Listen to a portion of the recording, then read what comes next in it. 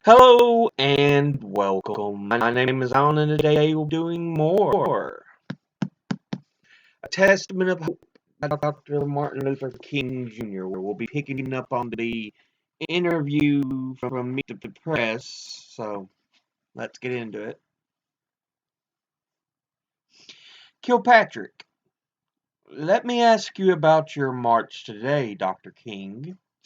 You have decided, as I understand it, to obey the injunction that was laid down limiting the number of demonstrators. King, yes. Kilpatrick, even though you have described that twice yesterday, I believe, was an unjust order. King, yes. It's an injunction which I feel is unjust and totally unconstitutional.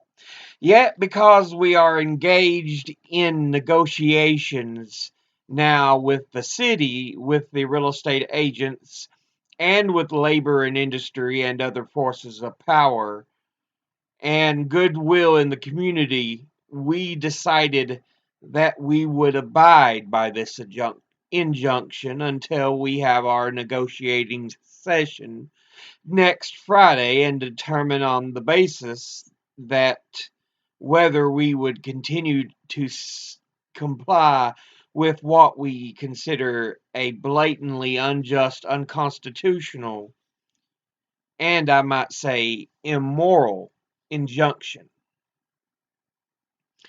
Evans, Mr. Young, you had to contend with a sort of new militancy at your national convention in Philadelphia. What exactly did the younger urban leaguers want that is new? And let me ask you also, did they feel that the Urban League has become too identified today with the middle class?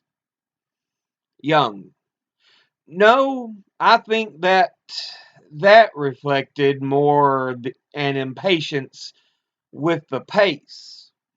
Urban League staff people are probably in the best position of any to recognize how slowly the gap is closing, if at all, in economics, in education, in housing, in health and welfare. And I think it recognizes also that we can do all we want to in terms of getting parents motivated into getting their children into school and keeping them there. But unless there are school boards that are so politically structured and politically sensitive enough to provide the resources, then our efforts to provide the motivation is of no value. And what they're really saying is that we need these other activities. We need the other organizations who are doing the political activity. The urban leaguers know that we are not middle class in the sense of our services. Last year, for example, over 50,000 Negroes were placed through the Urban League, and these poor people who were placed, unemployed people. Evans. But didn't it shock you when at your convention you were picketed by another organization? Young. No, I think, as Mr. Wilkins said, this was the act of an individual and not the act of an organization. Even there, the executive committee of Philadelphia NAACP totally discredited this and disowned it, and the individual himself apologized. He had made a mistake. Evans. But surely Cecil Moore represents the NAACP in Philadelphia, and surely this represented a dissatisfaction with the work that the Urban League is doing in Philadelphia. Is that not a fair statement? Young. No. It's not a fair statement. This was a personal thing, and the local board disowned the activity. Cecil Moore himself later apologized. I think what we are witnessing here, and I think it's a healthy thing, is that we do have in the Urban League at the moment of time when there is a great turmoil and when there is a great gulf, that we do have the healthy dissent. We do have impatience. We do have people who want to push faster. But I think what we finally ended up with was saying the Urban League cannot do all of these things, that it's good to have other organizations who are supposed to do some things. That what we need to do is to go back home and do all we can to help the other civil rights groups to do the job they're supposed to do so that the Urban League can do what it's supposed to do and do it better. Valeriani. Dr. King, to follow up Mr. Spivak's question, recent polls suggest that in terms of national reaction, demonstrations are now counterproductive. By continuing them, don't you run the risk of doing more harm than good? King, again, I contend that we are not doing more harm than good in demonstrations because I think demonstrations serve the purpose of bringing the issues out in the open. I have never felt that demonstrations could actually solve the problem. They call attention to the problem. They dramatize the existence of social ills that could be very easily ignored if you did not have demonstrations. And I think the initial reaction to demonstrations is always negative. When we had them in the South initially, there was a negative outpouring of disagreement. Now that they have started on a massive scale in the North, it is only natural that we would have this reaction.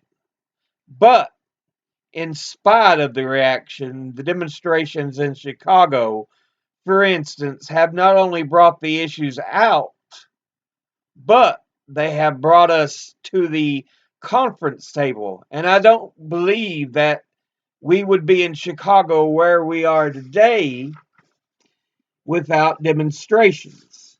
And let me say, secondly, that it is very important to see the difference between nonviolent demonstrations and riots. It may be true that in a demonstration, people react with violence toward nonviolent demonstrators, but you don't blame the demonstrators. This would be like blaming the robbed man because his possession of money precipitated the evil act of the robber. Ultimately, society must condemn the robber and not the robbed. It must protect the robbed, and this is where we are in the demonstrations. And I'm still convinced that there is nothing more powerful to dramatize a social evil than the tramp of marching feet. Valeriani, in regard to your present movement, in regard to housing, it is not conceivable to you that a majority of white Americans does not want a Negro for a neighbor, and if that's so, as it was demonstrated in a vote in California, should the majority preference be respected? King, It's quite true that there are many people who are against open housing and who are against having Negroes as their neighbor. This does not mean that we don't go all out to end housing discrimination.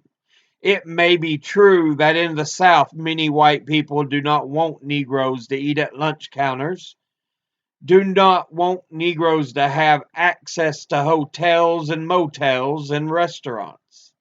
But this did not stop the nation from having its conscience so aroused that it brought into being a civil rights law as a result of our movement to end this. Now, I think the same thing must happen in housing.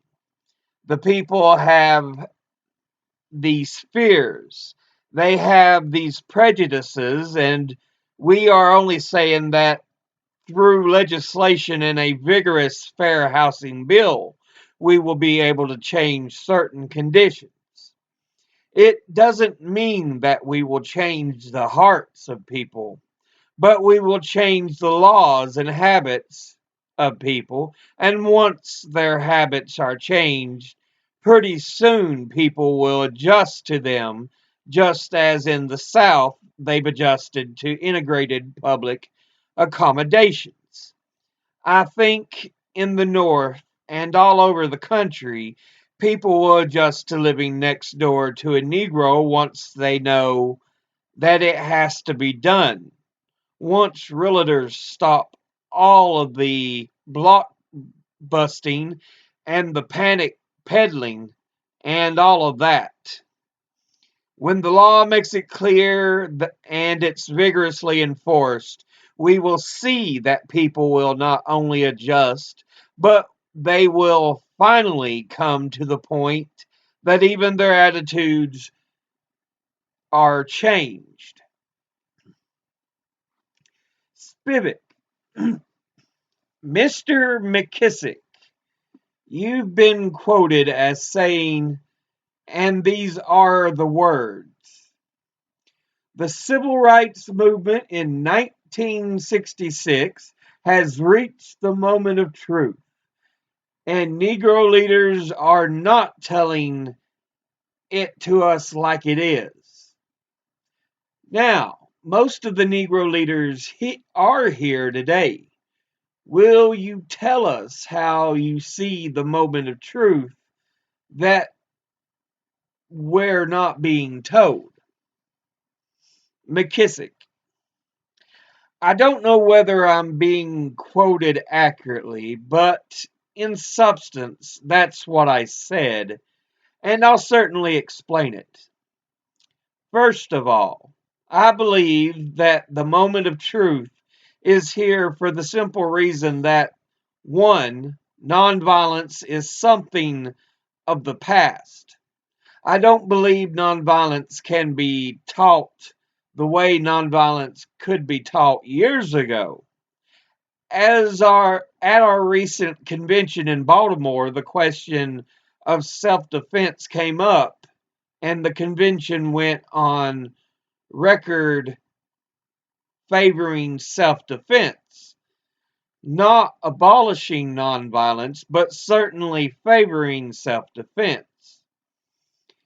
And their attitude was that, one, we are an organization fighting for constitutional rights. And in fighting for constitutional rights, one of these rights is the right to defend the home and the person. And no longer could we advocate that a person give up that right to self-defense. I think, too, the climate which prevailed in 1960 or the earlier years has changed. And I think it is difficult now to harness and to have the control over demonstrations at many points for the people reason that most of the black people and communities do not and will not agree to be nonviolent. They will agree to participate in demonstrations, but then they will not agree to be hit and to passively stand there and not return blow for blow. Spivak. Mr. McKissick, in your literature as late as 1965, you said nonviolence is effective. It has worked in hundreds of cases. This method attacks the practice of discrimination, but respects the person who discriminates. Do you still stand by that, or have you changed your definition of nonviolence? Everybody believes in self-defense. McKissick. No, no. Let me get to the point. Get one point very clear. If we make a mistake, we're going to be the first to say an error has been made.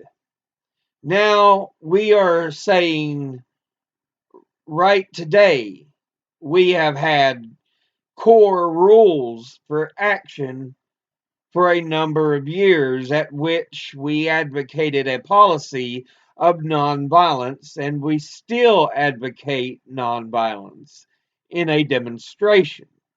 We say that we can march down the street. If nobody hits us, okay, you've got nonviolence. But if somebody hits us, well, then you better have an ambulance on the side to pick up whoever hits somebody. Spivak. Am I to understand then that you and Dr. Martin Luther King really are not in disagreement on the principle and philosophy of nonviolence? McKissick. Well, first of all, I'd like to answer by saying this.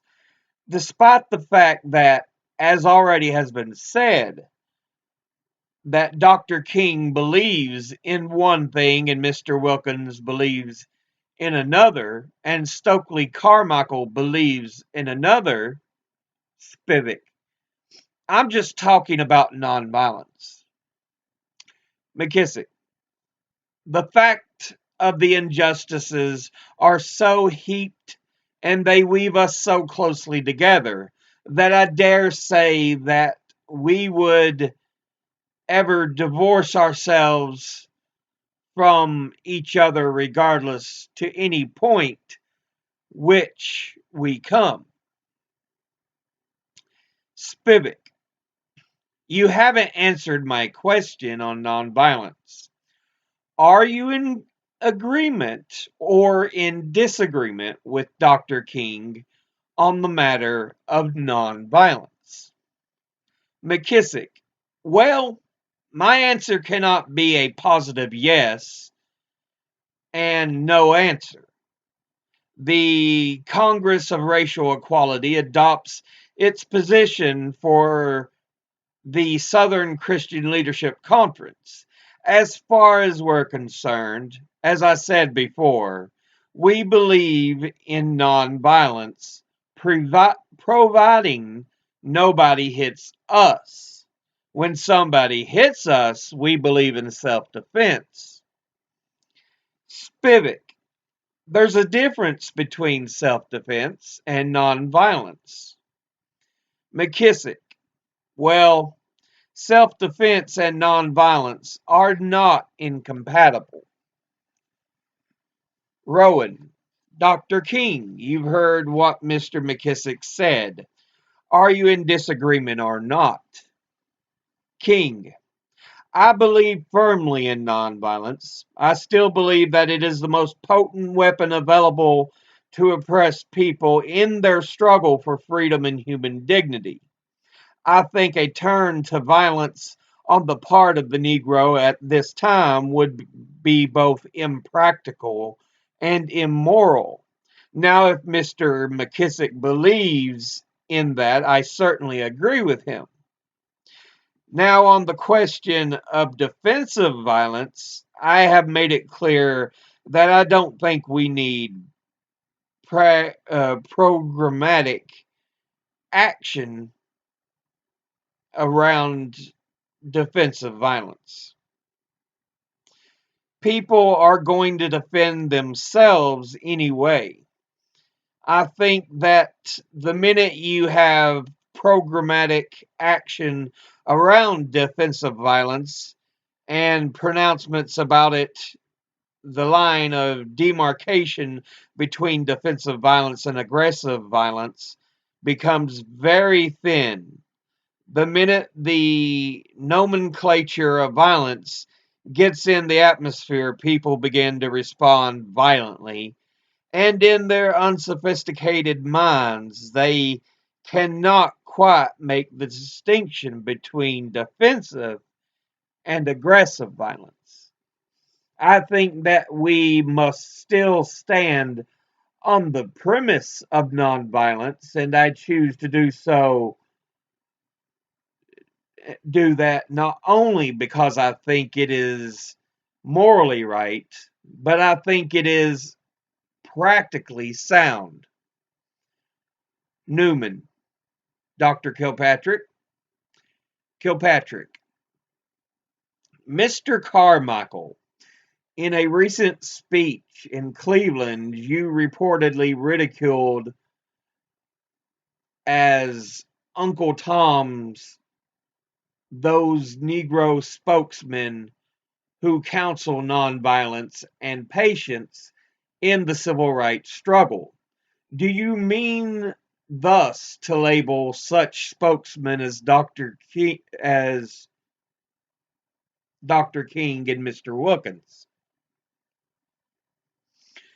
Carmichael, let me first say that the Student Nonviolent Coordinating Committee will never publicly denounce any black leader in this country, so that I couldn't have possibly said that. Kilpatrick, the quote was simply a false quote. You didn't say anything of that sort. Carmichael, no, I never critically criticized any black leader in this country. Kilpatrick, in the same story, you were quoted by the United Press International as saying that when you talk of black power, you talk of bringing this country to its knees. You weren't correctly quoted on that? Carmichael, the rest of it was not there. The other half of it said that when you talk about black power, you talk about bringing this country to its knees anytime it messes with the black man. Kilpatrick, anytime it messes with the black man. By that, you mean violence against the Negro. Carmichael, by that, I mean messes with the black man. Kilpatrick, you just stop it right there. Evans, Dr. King, a couple of political questions. You said recently that the extravagant promises made a year ago in connection with the voting rights bills is now have now become a shattered mockery. What exactly did you mean by that, Dr. King? King, well, I mean that this voting rights bill came into being to end not only discrimination in its overt expressions and voter registration, but also to remove the atmosphere, what intimidation for economic reprisals. And for one of the things we have found is that when you have federal registrars in communities, many more Negroes go out to register because they see a different atmosphere and they are not overarched undergirded with the fear of intimidation and economic reprisals as much as they do in dealing with some of the local registrars that they have dealt with so long. Evans, that's what I wanted to get to next, Dr. King. Who do you blame for the failure of, as you call it, enough federal registrars to have been sent south? Is that President Johnson's responsibility? Is it the Department of Justice? Where do you lay the blame? King, well, I think it is both. And I think it is ultimately the responsibility of the president through the attorney general. And I would say that it is not either or, it is a both and give. The president and the attorney general have the responsibility to implement and to enforce it. I know that the ultimate enforcement of the law is with the president, but certainly he follows the advice of the attorney general. So I said both ends. Evans, Dr. King, why do you think the president has not moved as forcefully on voting in the South as you think he should have? What reason do you give to his not having sent more registrars into the South? King, well, there are probably many reasons, and I must confess that I don't know all of the reasons. I think on the one hand, some are sincere feelings that if you can get volun I mean, if you can move into certain areas forcefully with federal registrars, that other areas will follow through inevitably in the realm of voluntary compliance. I believe that this is a sincere analysis, although I think it is a wrong analysis of the situation. I think, on the other hand, there are certain political forces that have sought desperately to keep the administration from sending federal registrars in their areas. For instance, in southwest Georgia, we need federal registrars right now, and I am convinced that the political leaders of Georgia in the Senate have used pressure to keep the federal government from sending federal registrars into Georgia. Valeriani, Mr. Meredith, looking back, what do you feel your March on Mississippi accomplished? Meredith, well, if you recall, I didn't march through Mississippi. I was shot the first day, and of course, all of these other gentlemen carried on the march in Mississippi. I only returned for the last 2 days. Now, I think that probably the biggest accomplishment was to place in focus the problems in this country. And as again, I say the question is whether or not white supremacy and the rest of the theory of white superiority is going to be the rule in this country, or if we are in fact going to follow the rule of equality and equal justice before the law, as our ideas say.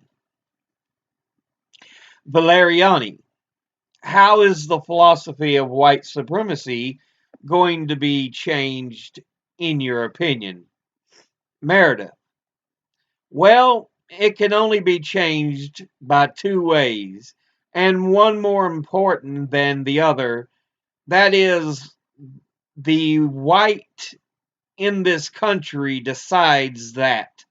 And I think he must make the decision for his own survival that this country will be one of equality and equal justice before the law.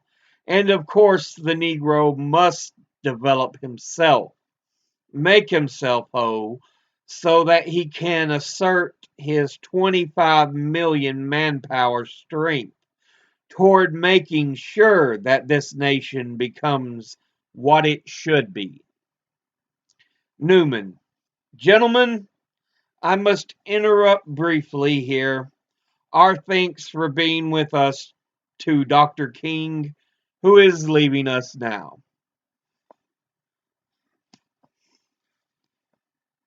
So yeah, this was um, from Meet the Press. Yeah, um, and they were excerpts provided by the National Broadcasting Company. Um, this excerpt itself first appeared in Congressional Record 112, 1966. Um, but yeah, a lot of credits at the bottom as a footnote. But yeah, an interview in Meet the Press. I think that's what it was, Meet the Press.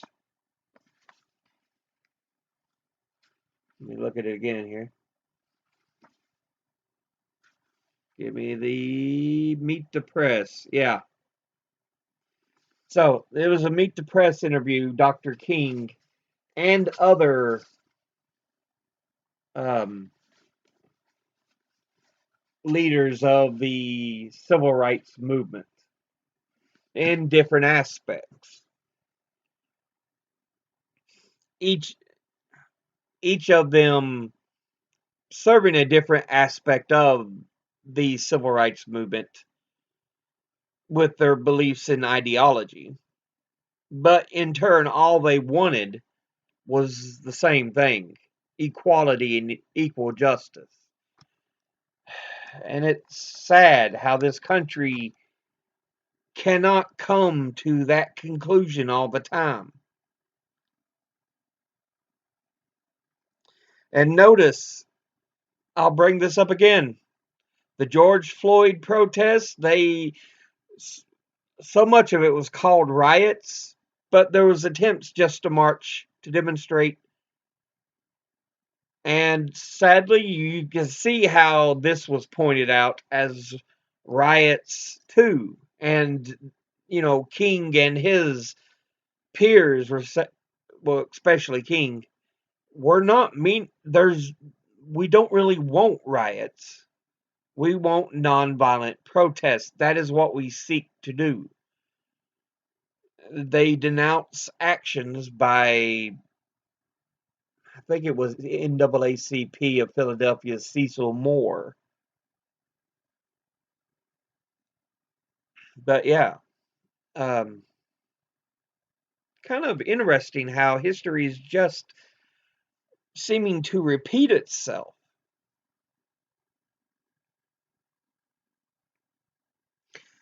But that'll be it for this episode. As always, educate thyself, think, read, study, learn. Someone tries to tell you something you have trouble believing, ask them to cite their sources. I'll see you all in the next video. Until then, later.